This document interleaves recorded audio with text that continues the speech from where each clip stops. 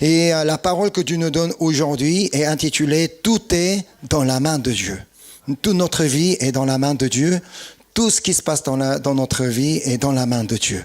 Et la parole que le Seigneur nous donne aujourd'hui, ça sera sur Ésaïe, chapitre 45, verset 7. Je vous invite à lire tous ensemble.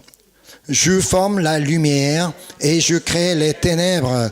Je donne la prospérité et je crée l'adversité. Moi, l'Éternel, je fais toutes ces choses. Amen. Quand nous lisons la Bible, et j'espère que vous lisez tous la Bible, et j'espère pas que vous lisiez au moins juste une fois quand vous venez à l'église et vous oubliez toute la parole la semaine, mais j'aimerais que vous lisiez tous les jours la Bible. Et quand nous lisons la Bible, et parfois, et peut-être très souvent, nous rencontrons des passages assez difficiles à comprendre. Quand c'est le Nouveau Testament, ça va un peu mieux. Mais quand c'est l'Ancien Testament, c'est assez difficile à comprendre parfois, donc des prophéties, des paroles, tout ça. Mais dans ce cas-là, il nous faut deux habitudes pour pouvoir les comprendre. Premièrement, il nous est important de demander l'aide du Saint-Esprit. Donc, lisons 2 Pierre, chapitre 1, versets 20 et 21. Sachant tout d'abord vous-même qu'aucune prophétie de l'Écriture ne peut être un objet d'interprétation particulière, car ce n'est pas par une volonté d'homme qu'une prophétie a jamais été apportée, mais c'est poussé par le Saint-Esprit que des hommes ont parlé de la part de Dieu. Ça veut dire, les hommes, des rédacteurs, lorsqu'ils ont écrit donc des livres de la Bible, ce n'est pas eux-mêmes qu'ils ont écrit, mais ils ont été inspirés et ils ont été poussés par le Saint-Esprit. C'est pourquoi il nous est important de demander au Saint-Esprit, parce que c'est lui qui a fait écrire. Et c'est lorsque nous demandons au Saint-Esprit de nous aider à comprendre certains passages, c'est le Saint-Esprit qui nous aidera à comprendre des passages difficiles à comprendre. Et c'est pourquoi, si nous lisons le 1 Corinthiens chapitre 2 verset 10, Dieu nous les a révélés par l'Esprit, car l'Esprit sonde tout, même les profondeurs de Dieu. Ainsi, c'est le Saint-Esprit qui sonde tout, même les profondeurs de Dieu, même pour les paroles plus difficiles à comprendre. C'est le Saint-Esprit qui pourra nous aider à comprendre des passages difficiles à comprendre. Ainsi, nous avons vraiment besoin de l'aide du Saint-Esprit pour bien comprendre les Écritures. Et deuxièmement, nous avons besoin d'étudier la parole de Dieu. En fait, il ne suffit pas de lire la parole de Dieu. Parce que rien qu'en lisant la parole de Dieu, on ne peut pas tout comprendre. Et c'est pourquoi il faut étudier la parole de Dieu. Et pour étudier la parole de Dieu, le premier geste à faire, c'est poser la question. Donc, en lisant le passage, donc, il faudra savoir poser des questions. Pourquoi il est écrit comme ça? Pourquoi Seigneur a parlé comme ça? Pourquoi on a utilisé un tel mot? Pourquoi on a parlé d'une telle façon? Tant qu'on ne pose pas la question, on ne cherchera jamais à approfondir la connaissance de la parole de Dieu. C'est important de poser la question. De même, pour mieux comprendre le passage d'aujourd'hui que nous avons lu, nous avons aussi besoin de poser la question. Donc, on va relire le texte d'aujourd'hui. Ésaïe 45, verset 7. Je forme la lumière et je crée les ténèbres. Je donne la prospérité et je crée l'adversité. Moi, l'Éternel, je fais toutes ces choses. Quelle serait donc la question que nous pouvons poser ici?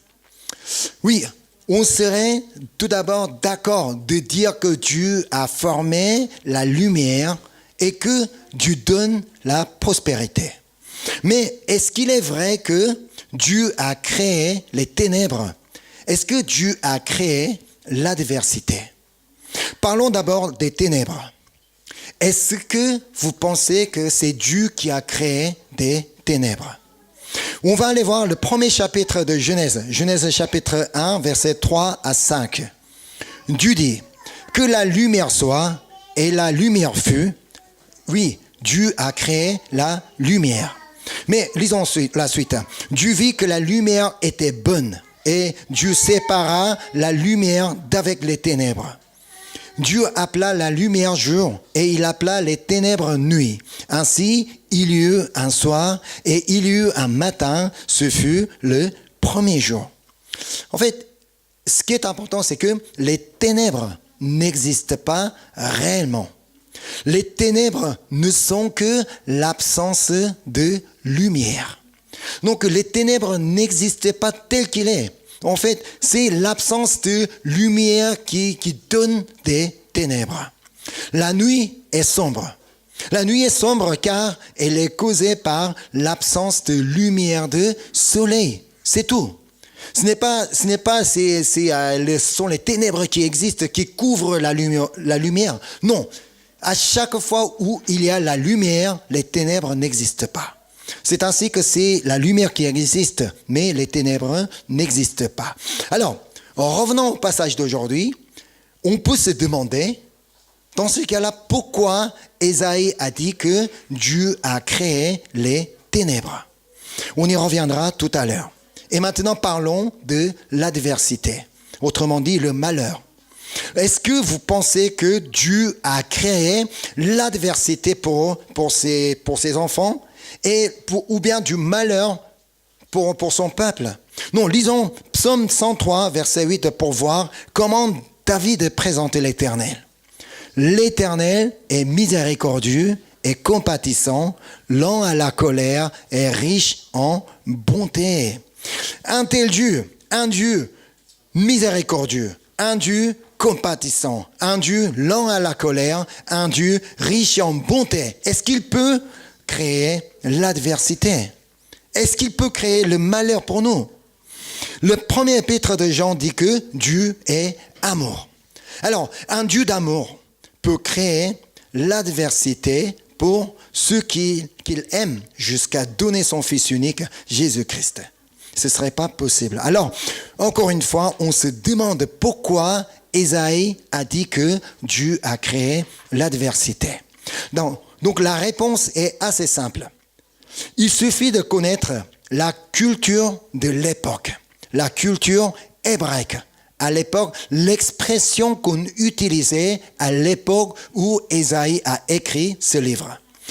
Par exemple, comme vous savez, chaque pays a une façon unique d'exprimer les choses basées sur sa propre langue et culture. La France, elle a ses propres expressions. En Allemagne aussi, en Angleterre, c'est pareil. Dans tous les pays, on a leur unique façon d'exprimer des choses. Par exemple, en France, on emploie donc une expression comme quoi il est tombé dans les pommes. Si on dit ça à un Coréen, il est tombé dans les pommes, un Coréen ne va pas facilement comprendre cette expression. Lui, il va considérer que cette personne est réellement tombée dans un endroit où il y a beaucoup de pommes. C'est tout. On ne comprendra pas tout de suite quel est le sens de tomber dans les pommes. C'est ça. C'est dans ce sens-là que nous devons comprendre le passage d'aujourd'hui. Si Ésaïe a employé les mots comme lumière, ténèbres, les deux mots contradictoires. Donc prospérité et adversité dans une seule phrase. C'est une forme typique d'expression hébraïque dans laquelle des formes opposées, donc deux formes opposées sont appareillées pour représenter la totalité des choses. On a fait exprès de parler en même temps la lumière, ténèbres et prospérité, adversité pour représenter la totalité des choses. C'est pourquoi, en revenant au passage d'aujourd'hui, si on relit, je forme la lumière et je crée les ténèbres, je donne la prospérité et je crée l'adversité. Moi, l'Éternel, qu'est-ce qu'il dit? Je fais toutes ces choses. C'est pour dire ça. C'est pour dire que moi, l'Éternel, je fais toutes ces choses. C'est pourquoi il a utilisé cette expression, je forme la lumière, je crée les ténèbres. C'est dans le but de mettre l'accent sur le fait que c'est Dieu qui fait toutes ces choses. Tout ce qui se passe dans notre vie, c'est Dieu qui les fait. C'est pourquoi il a utilisé cette expression. Là, en fait, on peut voir que ce n'est pas Ésaïe lui-même qui a parlé ainsi. C'est Dieu éternel, lui, a même parlé à Ésaïe pour qu'il puisse écrire dans son livre. C'est là qu'on peut comprendre pourquoi David a dit que Dieu est riche en bonté. Parce que Dieu est tellement bon. Parce qu'il voulait aider la compréhension des Hébreux. Aujourd'hui, ce sont des Juifs, mais à l'époque, on appelait des Hébreux. Mais pour aider leur compréhension, il a parlé avec leur propre expression. C'est ainsi que Dieu ne parlera jamais à une autre langue avec une expression qu'on ne peut jamais comprendre. Il parlera toujours de manière à ce que nous puissions comprendre. Il ne nous parlera jamais en allemand. Il ne nous parlera jamais en russe qu'on ne connaît pas. Il viendra toujours nous parler de manière à ce que nous puissions comprendre. Si on est coréen, il viendra nous dire en coréen. Si on est français, on viendra parler en français. Il ne nous compliquera jamais les choses parce qu'il est riche en bonté. Mais il est vrai que parfois, nous, dans notre vie, on a l'impression que c'est Dieu a créé l'adversité dans notre vie, comme dit le texte d'aujourd'hui. C'est là que nous devons nous rappeler cette dernière phrase. Moi, l'Éternel, je fais toutes ces choses. C'est Dieu qui fait tout dans notre vie. Ça veut dire tout est dans la main de Dieu. Que ce soit des bonnes choses, des mauvaises choses, c'est Dieu qui fait tout dans notre vie.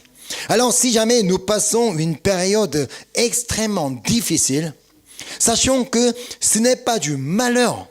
Ce n'est pas pour nous donner du malheur que Dieu nous a créé cette situation, mais ce n'est qu'une épreuve.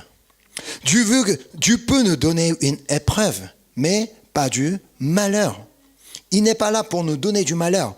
Donc, lorsque nous sommes face à une épreuve, nous devrions toujours rappeler cette parole de Corinthiens. 1 Corinthiens chapitre 10, verset 13. Aucune tentation ne vous est survenue qui n'ait été humaine, et Dieu, qui est fidèle, ne permettra pas que vous soyez tentés au-delà de vos forces, mais avec la tentation, il préparera aussi le moyen d'en sortir afin que vous puissiez la supporter. Amen. Cette épreuve que vous passez actuellement, je ne sais pas quelle épreuve que vous êtes en train de passer, mais cette épreuve ne sera jamais au-delà de vos forces, ne sera jamais au-delà de votre capacité. Et Dieu préparera toujours le moyen d'en sortir afin que vous puissiez la supporter. Alors, ce qui nous est important, c'est d'avoir toujours la confiance en Dieu. C'est important d'avoir toujours la confiance en Dieu parce que tout est dans la main de Dieu. Et même si on est face à un problème, des difficultés, c'est là que nous devons toujours faire confiance en Dieu parce que tout est géré par la main de Dieu. Parce que c'est Dieu qui a tout créé, c'est Dieu qui nous a permis cette épreuve. S'il nous met à l'épreuve, parce qu'il a une raison, il ne nous mettra jamais à l'épreuve sans aucune raison. Voilà, donc, mais je vais le mettre à l'épreuve. Vas-y, connais la difficulté. Non, c'est pas ça. Il a toujours raison de nous permettre des épreuves. C'est pourquoi Romains chapitre 8, verset 28 dit « Nous savons du reste que toutes choses, y compris des difficultés et des problèmes, concourent au bien de ceux qui aiment Dieu, de ceux qui sont appelés selon son dessein. » Amen. Alors la question ici, est-ce que vous aimez Dieu? Est-ce que vous aimez Dieu? Non, personne n'aime Dieu ici. Bon, tant pis. Est-ce que vous aimez Dieu? Amen. Est-ce que vous croyez que vous êtes appelés selon son dessein? Amen. Même avant notre existence, Dieu avait déjà un plan pour chacun de nous, un plan parfait pour chacun de nous. Alors, nous sommes tous appelés selon son dessein. Personne parmi nous n'existe au hasard. Nous, on existe dans le plan parfait de Dieu. Quoi qu'il arrive dans notre vie, sachez que tout est dans la main de Dieu qui est riche en bonté. Amen. Aujourd'hui, je voudrais donc vous parler d'un personnage biblique. Je pense en avoir déjà parlé plusieurs fois donc, de ce personnage, parce que ce personnage représente bien ce qu'est vraiment comment surmonter l'épreuve, donc pourquoi on doit passer des épreuves et des difficultés, et que finalement tout concourt au bien. Donc il s'appelle Joseph, le 11e fils de Jacob. Il est quelqu'un qui a connu innombrables hauts et bas dans sa vie. Il a perdu sa maman quand il était encore tout petit. Et il est donc élevé par les autres femmes de son père avec son petit frère. Donc à l'époque, c'était la polygamie. Donc son papa avait 4 femmes, mais malheureusement, donc la maman de Joseph est morte, mais il a été élevé par les 3 autres mamans. Quand même, comme la mère de Joseph était la femme préférée de Jacob, son père l'aimait plus que tous ses autres fils. Il était le fils préféré de son père. C'est pour cela la Bible dit que ses frères l'ont pris en haine. Genèse 37, verset 4. Ses frères virent que leur père l'aimait plus que tous et ils le prirent en haine. Ils ne pouvaient lui parler avec amitié. Cela signifie que sa vie dans la famille n'a pas été facile. Il ne s'entendait pas bien avec ses frères. Voilà, on ne peut pas connaître la vraie ambiance de la famille, mais en tout cas, c'était pas facile pour Joseph. Et un jour, il lui arrive quelque chose qui aggrave sa situation. C'est qu'il a eu un songe. Et lorsqu'il en a raconté à ses frères, ils l'ont haï encore davantage. C'est ce que dit verset 5. Et comme... il fallait corriger. Joseph eut un songe et il leur raconta à ses frères qu'ils le haïrent encore davantage. Joseph a été haï par ses frères. C'était ça. Donc dans la famille, il était comme ça. Il a vu ses relations avec ses frères se détériorer simplement parce qu'il a fait un songe. Il n'a pas été si mauvais que ça, mais il avait des problèmes avec son frère. Et un jour, son père l'a envoyé à ses frères qui faisaient paître son troupeau. Parce que les frères de Joseph étaient partis loin pour faire paître le troupeau. Et son père l'a envoyé pour savoir s'ils vont bien et si tout se passe bien. Et Joseph est parti rejoindre ses frères. Et la Bible raconte ce qui s'est passé lorsqu'il est arrivé auprès d'eux. Genèse 37, versets 23 et 24. Lorsque Joseph fut arrivé auprès de ses frères, ils le dépouillèrent de sa tunique, de la tunique de plusieurs couleurs qu'il avait sur lui. Ils le prirent et le jetèrent dans la citerne.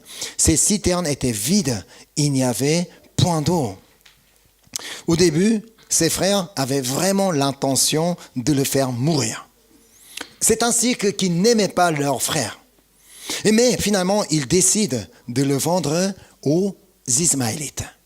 Ainsi, Joseph est devenu esclave du jour au lendemain, alors qu'il était un fils préféré de son père.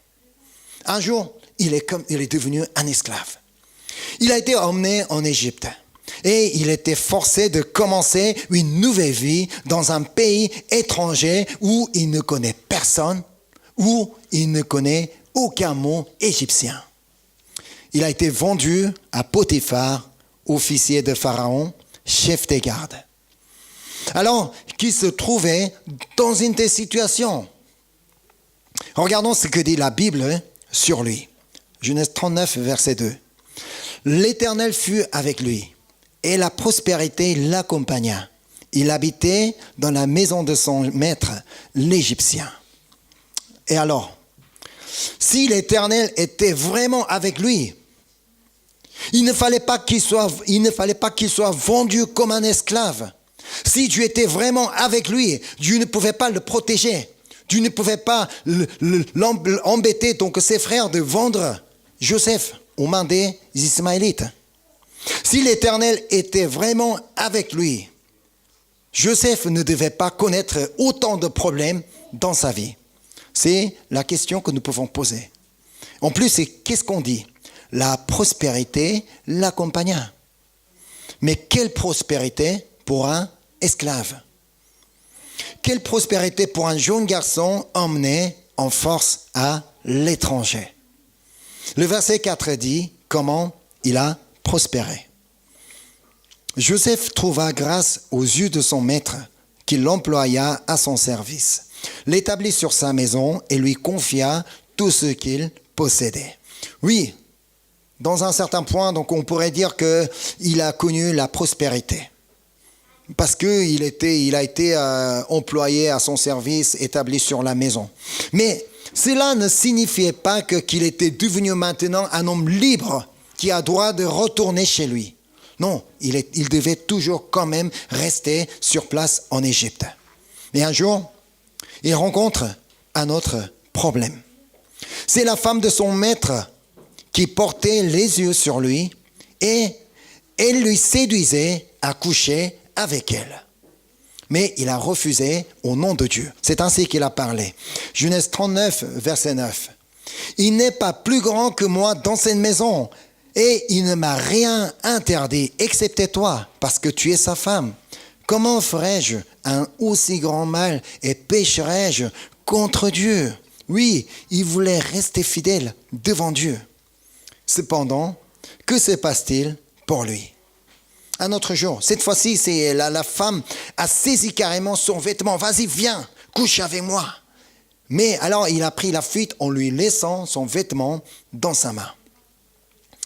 Alors qu'il n'a rien fait de mal, alors qu'il n'a même pas commis le viol, il a été injustement accusé de viol et il a été mis dans la prison. Comment c'est possible? Parce qu'il ne voulait pas commettre le péché, qu'il n'a pas couché avec elle. Parce qu'il voulait rester fidèle, il voulait rester droit devant Dieu, mais il a été accusé injustement.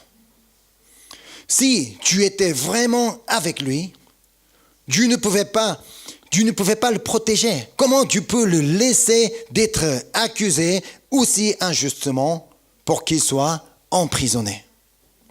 Et lisons ce qui s'est passé dans la prison. Chapitre 39, verset 1. « L'Éternel fut avec Joseph et il étendit sur lui sa bonté. Il le mit en faveur aux yeux du chef de la prison. » Oui, si Dieu était vraiment avec lui, est-ce qu'il ne pouvait pas l'empêcher d'être en prison?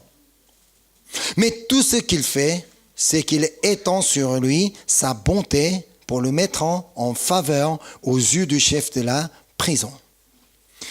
Tout de même s'il jouait un rôle important dans la prison, le fait qu'il soit prisonnier ne change pas. Son identité n'a pas changé. Il est toujours enfermé dans la prison. Et dans la prison, il devait faire le service auprès de l'éjançon et du panetier du roi égyptien. Un jour, Joseph rend compte qu'ils étaient tous les deux tristes. Alors, il leur demande ce qui s'est passé et ils expliquent comme quoi ils ont eu un songe, mais ils ne trouvent personne pour en expliquer. Alors, c'est pourquoi ils étaient tristes. Donc, Joseph leur propose d'expliquer leur songe. Et exactement comme il avait expliqué, l'échanson du roi a retrouvé sa place initiale auprès du roi, mais le panetier a été pendu. En fait, avant que l'échanson reprenne sa place, Joseph lui avait demandé de parler de son cas au roi Pharaon pour qu'il puisse sortir de prison. Parce qu'il n'a rien fait de mal. Il a été accusé injustement. Tu peux parler au roi pour que je puisse sortir d'ici. Mais malheureusement, les chansons du roi l'a complètement oublié. Alors Joseph a dû encore rester pendant 2 ans dans la prison. Et au bout de 2 ans, Pharaon a eu un songe, mais personne n'était capable de l'expliquer. C'est là que les chansons s'est souvenu de Joseph. Oh, roi! Mais je me rappelle d'un Hébreu donc, qui nous avait expliqué notre songe. Et c'est ce qui s'est passé exactement. Donc, je te propose de le faire venir pour expliquer ton songe. C'est là qu'il a été appelé. Joseph explique son songe et lui donne des conseils pour l'avenir du pays. Son explication a plu au roi. Alors, à l'instant même, sur place, même il lui a donné le commandement de tout le pays d'Égypte. Ça, son identité a été complètement changée un jour.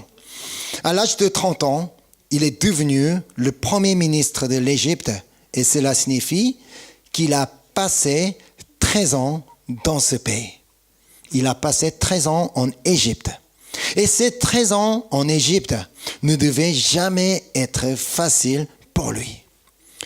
Il n'était pas là comme un étudiant étranger avec son titre de séjour en Égypte. Non, il a été emmené en force, comme un esclave. Et il a passé 13 ans comme ça, donc sans voir sa famille. Mais, comme je l'ai souligné au début, toutes choses concourent au bien de ceux qui aiment Dieu, de ceux qui sont appelés selon son dessein. Donc, Romains 8, verset 28.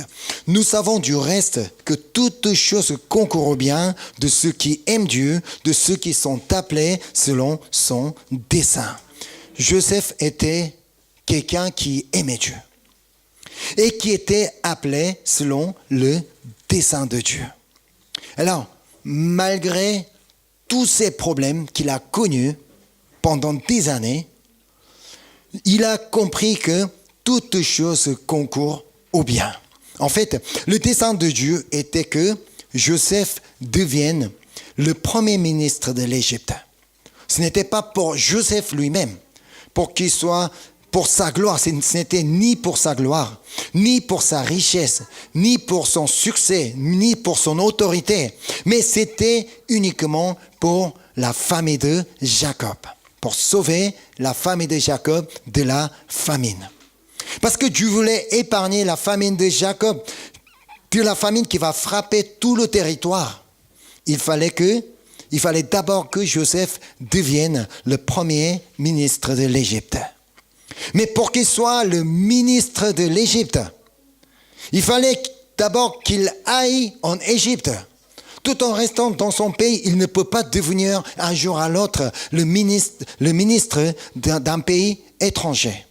Alors, Dieu a servi ses frères pour qu'ils le vendent aux mains des Ismaélites afin que Joseph soit vendu en Égypte, pour que Joseph puisse arriver en Égypte. Alors, le fait d'être vendu comme un esclave pouvait être vu comme un problème dans sa vie, mais finalement, ce problème a été servi pour qu'il puisse installer en Égypte. Et en Égypte, il a été acheté par Potiphar, officier de Pharaon, chef des gardes. Et Joseph a pu apprendre beaucoup de choses sur l'Égypte pendant qu'il était au service de Potiphar. Comme Potiphar était le chef des gardes, l'officier du roi, Joseph pouvait rencontrer constamment des personnes au service des gardes. Et ainsi, il pouvait accumuler des connaissances sur le système des gardes, le système militaire de l'Égypte. Ce n'est pas lui qui a eu le désir d'apprendre tout ça, mais parce qu'il était chez Potiphar qu'il pouvait apprendre tout ça automatiquement. Et parce qu'il a été accusé de viol, il pouvait être mis dans la prison où les prisonniers du roi étaient enfermés. Qui sont les prisonniers du roi? Ce sont les politiciens, ceux qui étaient en politique. Ça veut dire, pendant qu'il était dans la prison, il pouvait avoir des connaissances des gens qui étaient au service du roi, qui étaient dans la politique. Et encore, il pouvait rencontrer les chansons et le panetier du roi, ceux qui étaient les plus proches du roi. Ce sont les gens qui connaissaient mieux Pharaon. Donc, il pouvait parler du Pharaon, qu'est-ce qu'il aime manger, quelles sont ses pensées, quel est son caractère. C'est ainsi que Joseph pouvait apprendre de Pharaon, il pouvait apprendre la politique égyptienne. Les années qu'il a passées dans la prison lui a permis d'accumuler des connaissances sur la politique du pays. Si Joseph a dû rester encore 2 ans dans la prison parce que les chansons l'ont complètement oublié, c'était aussi le plan de Dieu, c'était la volonté de Dieu. Parce qu'il fallait que Joseph ait ses 30 ans. Selon la loi égyptienne de l'époque, si on n'avait pas encore 30 ans, on ne pouvait pas devenir le ministre du pays. À l'époque, il avait encore 28 ans. Alors Dieu a laissé encore 2 ans dans la prison pour qu'il ait ses 30 ans. Et c'est avec ses 30 ans qu'il pouvait devenir le ministre de l'Égypte. Et encore parce qu'il a vécu 13 ans en Égypte. Il pouvait bien apprendre à parler la langue égyptienne. Mais c'est vrai que même si nous on est là pendant plus de 10 ans, c'est toujours pas facile de parler français, ça c'est vrai. Mais Joseph, lui, il était obligé de parler égyptien. Il était forcé parce qu'il devait travailler pour le service de Potiphar. Dans la prison, il devait servir les autres personnes. Il était forcé d'apprendre la langue égyptienne. Et comme il était chez un officier du roi, pas n'importe qui, il n'a pas appris la langue du marché. Il n'a pas appris la langue des esclaves. Il n'a pas appris la langue des gens ordinaires. Non, lui, il a appris la langue des hauts fonctionnaires. C'est ainsi que Dieu l'a préparé de petit à petit pour qu'il soit le premier ministre de l'Égypte. Joseph était parfaitement préparé avec tous les problèmes qu'il a connus dans sa vie pour qu'il devienne le premier ministre de l'Égypte. Finalement, tous les problèmes qu'il a connus dans sa vie ont tous concouru au bien pour qu'il puisse sauver sa famille de la famine. C'est parce qu'il était en Égypte que la famille de Jacob pouvait être épargnée de la famine. Il pouvait bien installer en Égypte pour bien manger, pour être sauvé de la famine. Comme la vie de Joseph était dans la main de Dieu, c'est pareil, notre vie est aussi dans la main de notre Seigneur. Non pas seulement la vie de Joseph est dans la main du Seigneur, non pas que Dieu n'a pas un plan parfait pour Joseph, Dieu a un plan parfait pour chacun de nous et la main du Seigneur est avec nous pour chacun de nous. Alors croyez que tous les problèmes de vie que vous avez connus peut-être au passé et peut-être vos problèmes actuels que vous passez, vous combattez, sachez que tout ça, toutes choses concourront au bien finalement. Amen. C'est pourquoi Jérémie 29, 11 dit « Car je connais les projets que j'ai formés sur vous, dit l'Éternel, projets de paix et non de malheur, afin que vous donniez un avenir et de l'espérance. » Amen. Dieu a un projet pour chacun de nous. Ce sont les projets de paix et non de malheur. Même si nous sommes face aux problèmes, face aux difficultés actuelles. Non, croyez pas que Dieu vous a donné un malheur. Dieu vous a donné des difficultés. Tiens, ça, et c'est ça. Non, c'est le projet de paix. Et vous nous donnez un avenir et de l'espérance. En fait, la vraie prospérité, ce n'est pas que tout se passe bien, qu'on réussit dans la vie. Non, la vraie prospérité, c'est Joseph qui nous a montré. Lui, alors qu'il a été vendu comme un esclave, il a été accusé de viol injustement, tout ça. Mais lui, la Bible dit qu'il avait la prospérité l'accompagnait. Parce qu'il avait toujours la paix en lui. Parce qu'il avait toujours la foi en lui. Parce qu'il avait toujours la joie en lui.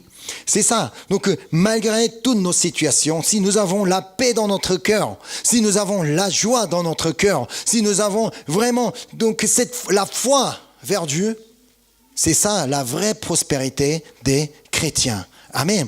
Donc, tout ce qu'on a à faire aujourd'hui, c'est de savoir que Dieu a formé les projets de paix et non de malheur pour chacun de nous afin de nous donner un avenir et de l'espérance. En toutes circonstances. En toutes circonstances. Même s'il y a un énorme problème qui est devant moi, levez vos yeux et Dieu est plus grand que votre problème. Dieu, notre vie est dans la main de Dieu. Notre vie n'est pas dans ma main. Ma vie n'est pas dans ma main. Notre vie est dans la main de Dieu, Tout-Puissant. Alors, en toutes circonstances, nous n'avons qu'à faire confiance en Dieu et continuons à rendre grâce à Dieu. Merci Seigneur. Même si il y a un problème devant moi, je sais que tu vas résoudre ce problème pour moi, Seigneur. Merci Seigneur. Merci parce que tu as écouté ma prière. Merci Seigneur parce que tu as déjà résolu ma problème. Merci Seigneur parce que tu as déjà fait de bonnes choses dans ma vie. Ainsi, nous allons pouvoir vraiment triompher dans notre vie sans tomber. Et en fait, c'est vrai que personne n'aime avoir des problèmes dans sa vie. Même moi, j'aime pas avoir des problèmes. Tout le monde n'aime pas avoir des problèmes. Tout le monde veut que tout se passe bien et que je ne connais que des bonnes choses dans la vie. Mais tant qu'on sait que toute chose concourt au bien, rappelez l'histoire de Joseph. Tout ce qu'il a vécu, on n'a jamais été pire que Joseph. Mais toute chose concourt au bien. Si on croit que toute chose concourt au bien, on va pouvoir surmonter tous ces problèmes parce que notre Dieu, qui est fidèle, ne permettra pas que nous soyons tentés au-delà de nos forces. Mais avec la tentation, il préparera un moyen d'en sortir afin que nous puissions la supporter. Amen. C'est pourquoi aujourd'hui, à partir d'aujourd'hui, je voudrais vraiment que nous ayons cette confiance en Dieu, que nous croyons que notre vie est dans la main de notre Seigneur. Il a fait toutes choses.